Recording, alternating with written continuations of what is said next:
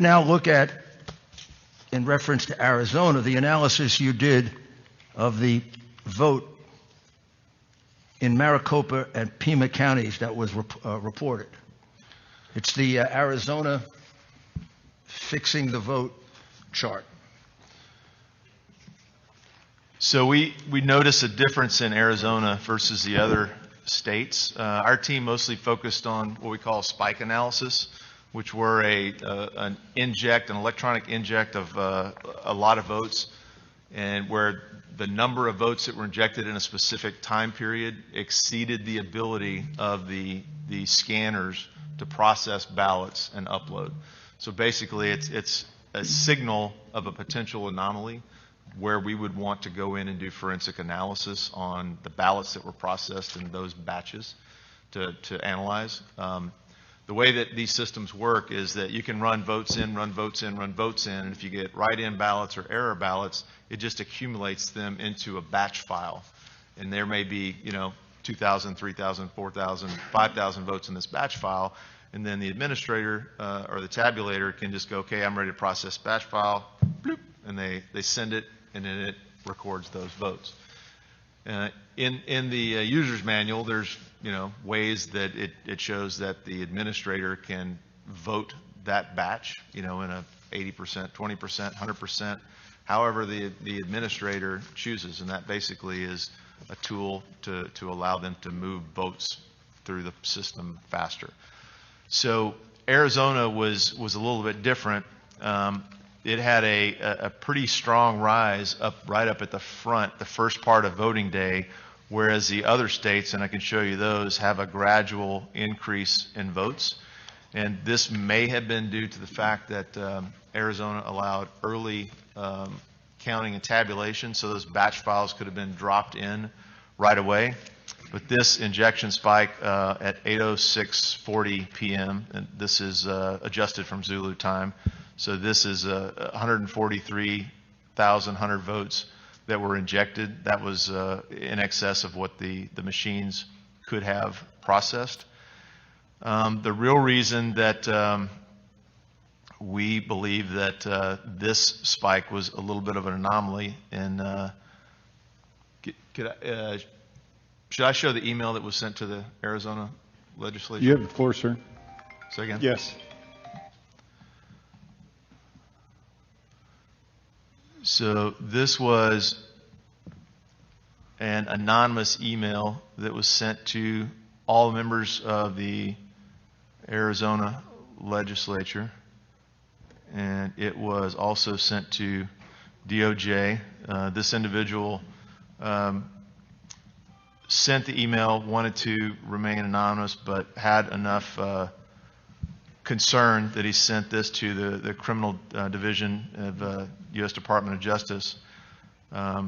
He did not want to be included in the investigation, but the information that they recorded was what we would like the opportunity to investigate on your behalf, or a forensics team of your choosing. It doesn't matter to us, but it says that please be advised that Pima County Recorder, located at 240 North Stone Avenue, Tucson, Arizona, in Pima County, Arizona, and the Democratic Party added fraud votes in the initial count to the vote by mail totals released at 8 p.m. on November 3rd, 2020. So this coincides with what we observed in the data analytics at that spike. We weren't aware of this email until after the fact. So there were approximately 35,000 fraud votes added to each Democratic candidate's vote totals. Candidates impacted include county, state, and federal election candidates. Through the utilization of the automated ballot count machines in Pima County elections, which were not Dominion, but they have the same pretty much functionality. My understanding is that 35,000 was embedded into each Democrat vote totals. Below are the meeting notes.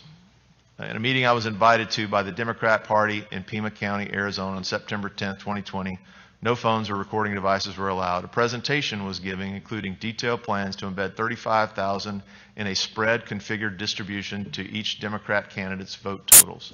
When I asked how in the world that will 35,000 votes be kept hidden from being discovered. It was stated that spread distribution will be embedded across the total registered voter range and will not exceed the registered vote count. And the 35,000 was determined allowable for Pima County based on our county registered vote count.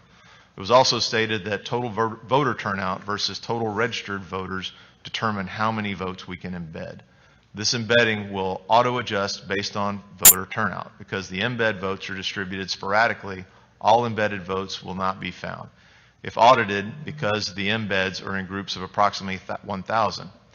This is so county recorder can declare an oversight issue or error as groups of 1,000 is a normal and acceptable error.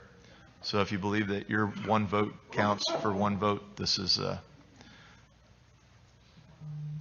Maricopa County's embed totals will be substantially higher than Pima due to embeds being calculated based on the total number of registered voters. When I asked, has this ever been tested and how do we know it works? The response was yes. This has been tested and has shown significant success in Arizona judicial retention elections since 2014. Even undetectable in post-audits because no candidate will spend the kind of funds needed to audit and contact voters to verify votes in the full potential of total registered voters, which is more than 500,000 registered voters. This year, our Secretary of State has removed precinct level detail for election night releases so candidates can't see precinct overvotes. This is what I have for the meeting. Just thought I'd report this. Not sure if you can do anything since I was unable to have a recording device in the meeting. Again, we hope this individual would come forward and issue this as an affidavit, but this is significant, and we also noted that the reporting numbers from Pima and Maricopa County merged election day votes with write-in votes with absentee ballots, so there's no way to, in the publicly available data, to parse those votes into the segments. And I believe we noted in a piece of information that was provided to you that Maricopa County had a 1.9 million mail-in ballot requests. So, and those, there was a Maricopa County official on videotape that did say that they did not validate the signatures on the write-in ballots this year. So that's a 1.9 million vote fraud potential, even if it's 0.1% of the vote. There's a lot of room for error.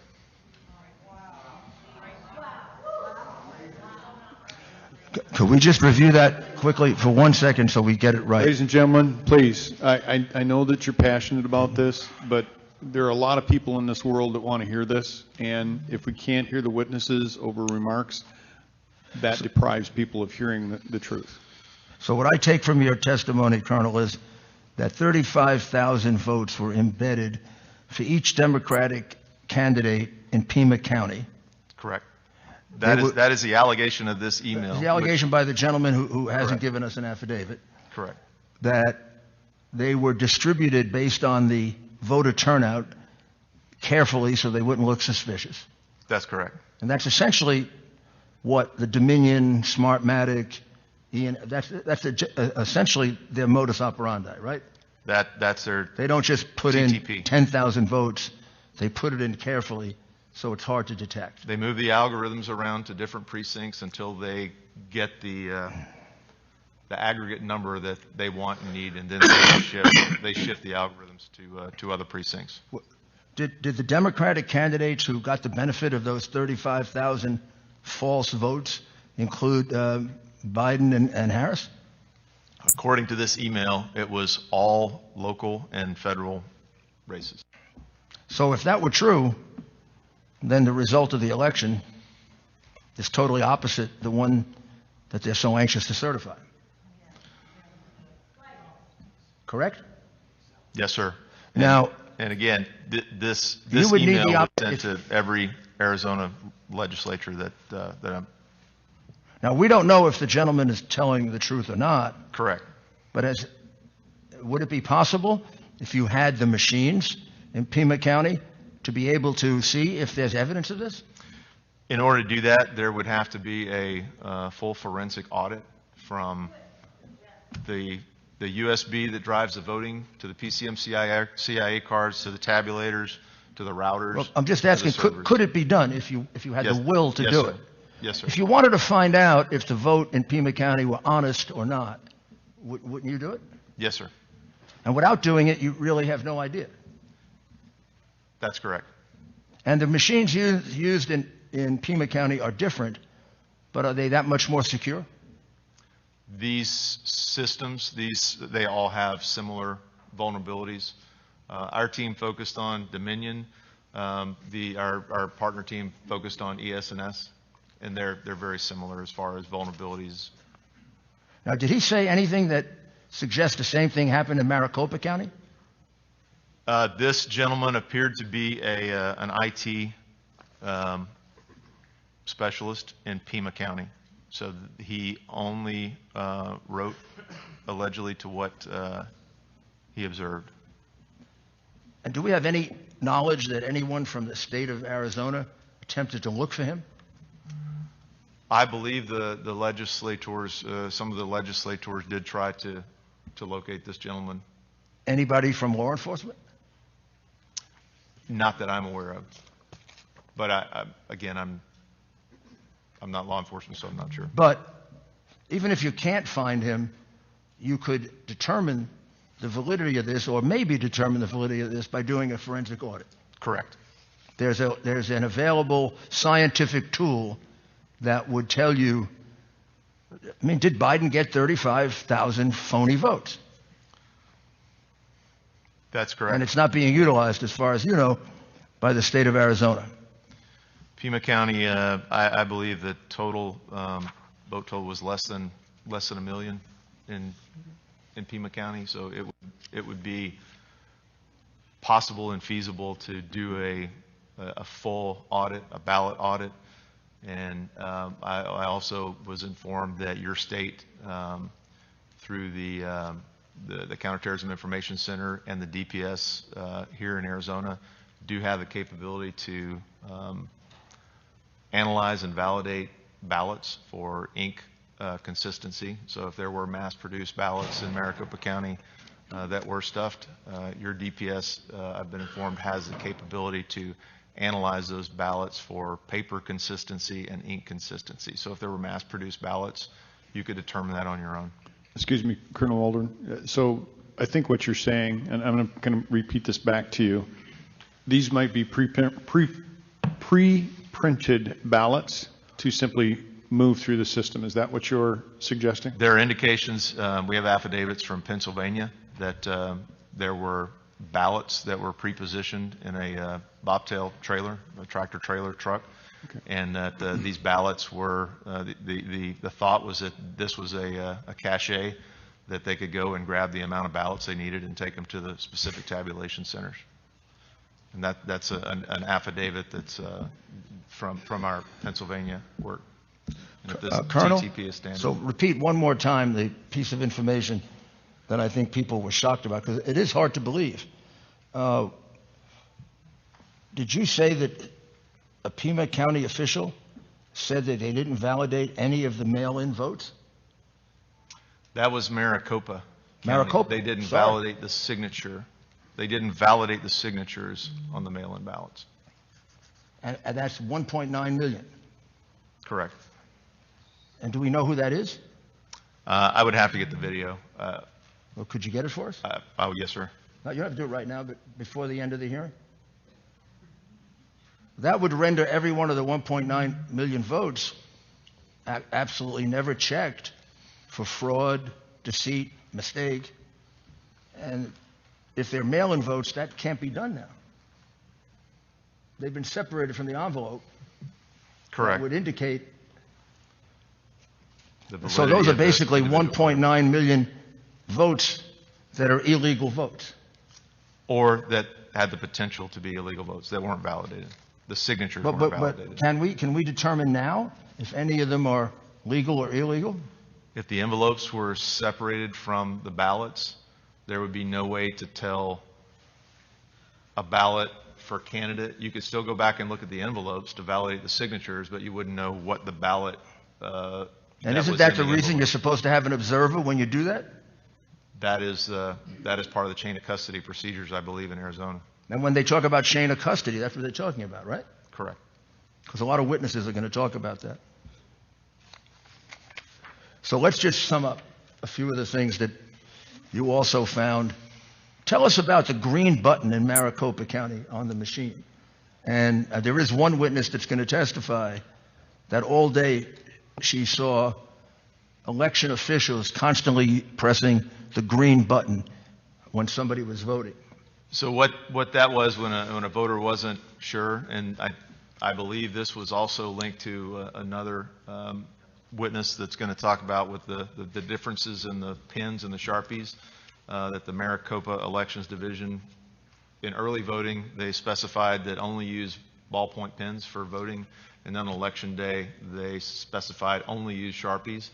And the idea is that as the bleed through on the ballot, as the scanners would cause an error in an error ballot, by creating the error ballot, the election officials basically would slide those votes into a batch file that could be adjudicated by the election administrator or the operator.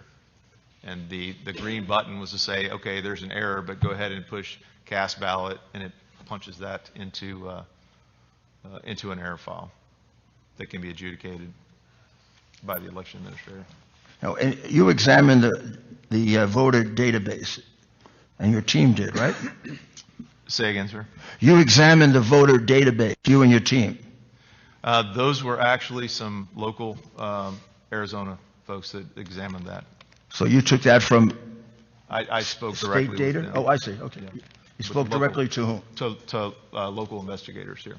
And you have here voter database discrepancies. 6,000 voters, at least, entered into database with no sex and default date of birth, and they're non-existent in LexisNexis. Correct, and I believe there'll be a witness to discuss that later this morning. So unless those can be discovered, those votes would have to be eliminated. Correct, and it was explained to me that the way that happens is that you can register online for a driver's license at the same time you can register for voter registration. But the driver's license doesn't require the same information as the voter rolls, and so those kind of go into a queue that the Secretary of State would approve for the voter rolls over time. But there appear to be 6,000 voters that were on the voter rolls in the voter database with no sex and a default date of birth. So in other words, they entered 0101, 1900 or whatever that date was. They also discovered over 2,000 votes that used a false address, an address of a vacant lot. Correct. You already told us about the 1,915, 487 mail-in votes that were not verified with regard to signature in Pima County, in Maricopa County. Maricopa, correct. Also, in Pima and Maricopa County, Republican poll watchers were very often forced to stay outside, and unable to view the vote processing. Correct. And is there an estimate of the number of illegal immigrants that voted in the election? Has anyone done an estimate of that? The American Immigration Council suggests that there are about 300,000 ineligible voters, and then one of the local newspaper reported that there were another 312,000, I believe, non-incarcerated felons and other ineligible voters. Has any attempt been made to investigate that, to determine if they can locate a sufficient number of illegal immigrants voting illegally that would have a bearing on the outcome of the election? That would really be done by the county election fixers. But it hasn't been done. Not And they're going to certify the vote apparently without doing it. I'm not aware if they. It would be. You'd have to be an idiot not to think that illegal immigrants voted, right? It's very possible. How many are there in Arizona, approximately? Anybody's guess, but what's the lowest number? That Can would anybody be help me a with that? question for the local legislatures. or 5 million, 4 million? I wish we knew, sir. Pardon me? I wish we knew. What's the lowest number we could use? 4 million? Representative Cook? Mr. Chairman, my colleague, Representative Townsend, and I have had several discussions over the past few weeks about that number, and she could provide that to Mr. Giuliani. Mr. Chair. Please, Ms. Townsend. Mr. Chair, is this on? Thank you. And Mr. Giuliani, Mayor Giuliani, I can't tell you how many people are in this state that are potentially can vote illegally as an illegal alien, but I can tell you that there is a way for them to vote under the federal-only voter program, meaning that someone here illegally or a fake name, anybody that can put together a voter registration card with a fake name, or if they're not eligible to vote and are not in the MVD system here in Arizona, when they register to vote, if they're not found in the MVD system, the DMV system, they're not there, then they're contacted to see, do you have a birth certificate? Do you have anything to prove your citizenship? When they don't answer, then their name is relegated to the federal-only voter list, which there's 36,000 in the state of Arizona of people who can't prove their citizenship, can't prove they exist, other than when they show up to Election Day, all they have to do is show their bank statement, their title to their car, anything you can reproduce on your own computer with your fake name on there or whatever, and onto a bank statement, and you get a ballot, and you can vote for president and your congressperson and senator. So up to 36,000 plus people in Arizona could potentially vote, and I do have the numbers of who has voted in Maricopa County is 4,100 of the true federal only, and another 4,000 that are supposedly out of state. So those alone haven't been researched deeply enough to know, does that name even exist as a person? And are they here, is that someone here who's here illegally or not? So we don't know upwards of 8,000 people in Maricopa County alone who have cast a ballot who weren't able to. Well, I mean, that's pretty astonishing. So I will say, and I may be wrong, but let's say there were 5 million illegal aliens in Arizona. It is, it's beyond credulity that a few 100,000 didn't vote, particularly given Representative Townsend's explanation that there's an encouragement that goes on to have them vote. Now, every one of those votes would be an illegal vote. Every one of those votes denies a lawful voter of their franchise. It just wipes it out.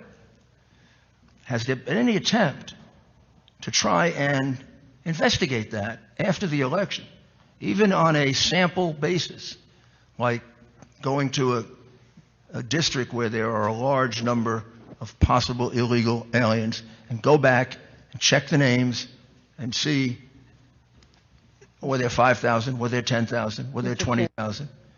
Has there been even an attempt to do that? Mr. Chair. None that I'm aware of.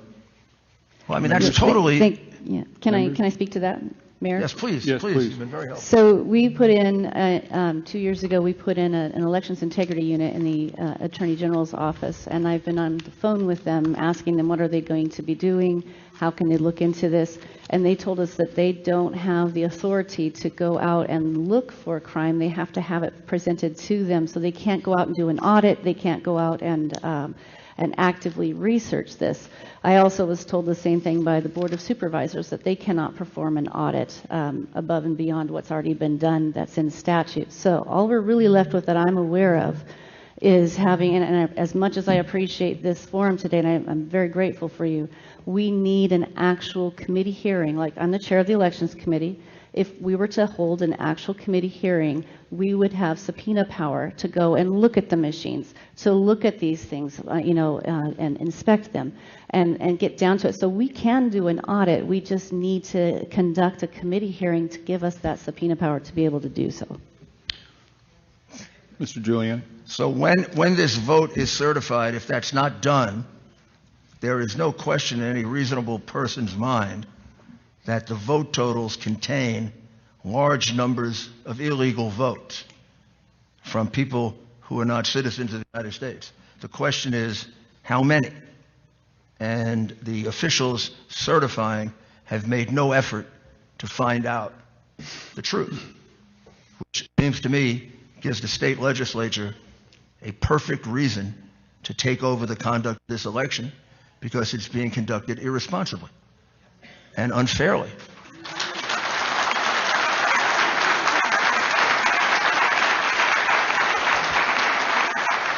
Why doesn't your state legislature exercise its responsibility under the Constitution?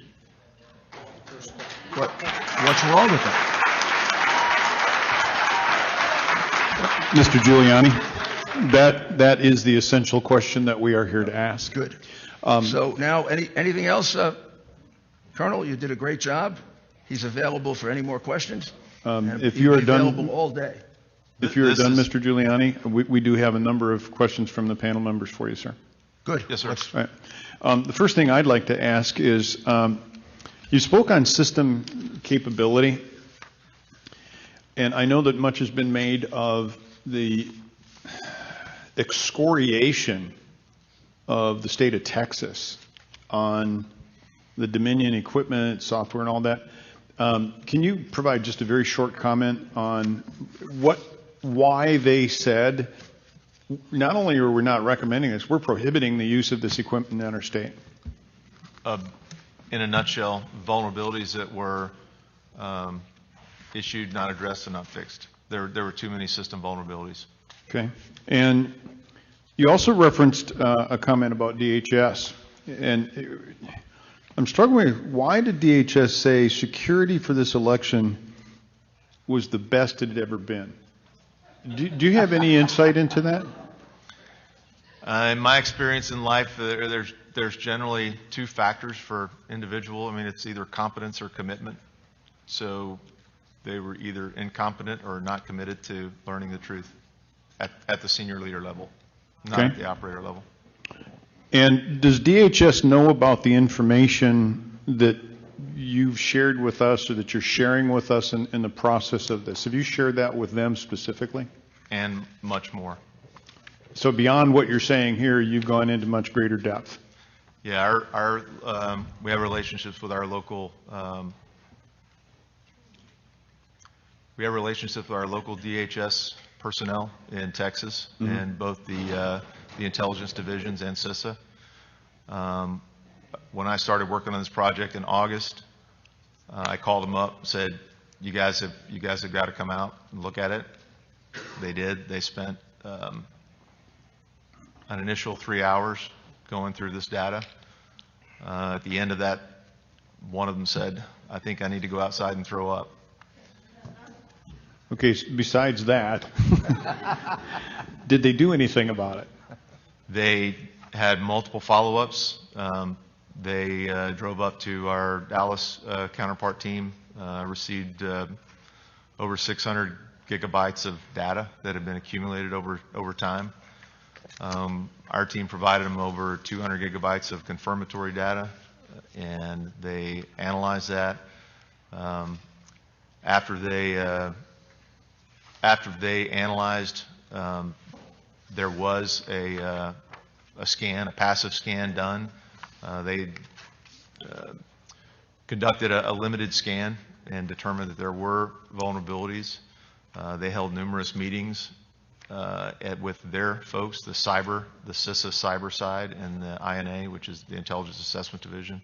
And I'm sorry, CISA, could you let the folks who are watching know what CISA is? CISA is the agency in DHS that's responsible for cyber and infrastructure. Okay. Members, any other questions? Representative Biasucci. One note that might be important. Members of the elections division of CISA, I was told would never attend the meetings or the briefings that were conducted internal to DHS on the material that we had presented. And I'm sorry, who is that did not participate? The election security division inside of DHS. Okay, thank you. Representative Biasucci. Thank you, Mr. Chairman, and thank you, Colonel. I just wanted to make sure I have this correct. So when we're talking about, it was Mr. Krebs?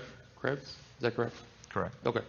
He stated the most secure election in history. He stated we're not connected to the internet. He stated no votes leave this country. This is all things he's stated publicly. It's all on the CISA website, correct? Right. So are you willing to say under oath that you have seen the connection to the internet? You have seen it go offshore to Germany, Frankfurt. Are these things that you have personally seen and can say that is not true? Our white hat hackers, yes, they have that traffic in the packets. So why would he make that kind of comment, do you think? Either not knowing, believing the myth, or not wanting the truth to be known. Thank you. Senator Borelli? Yes, thank you, Mr. Chairman. Good morning, Colonel. I've got a couple questions on the Board of Supervisors. During one of their hearings, it said that the text for this equipment, that's, by the way, the county doesn't own this equipment. It's leased by Dominion and Smartmatic. But is it irregular? Is it SOP for the tech reps to be there during the election process? Yeah, that's been something we observed in Michigan and Pennsylvania, whether they're full-time Dominion employees or contractors. There are Dominion employees that are there to run the equipment. Because at the Board of Supervisors hearing they'd actually made comments that they actually provided them an office space in the county for them to handle this stuff. My question is, a couple of weeks ago they did a test to show that how the system was secure. So they did it before and mid and then after tests, so everybody could see that the Board of Supervisors and the county elections that see this cannot. So what you're hearing is false. Obviously, or is it during that test? Can they find the anomalies in there during that basically what I always call a dog and pony show? Would that show up in one of these tests? In a forensics examination? No, just see, come here and look at this is how we certify the machines, calibrate the machine, whatever, zero it out, this and that.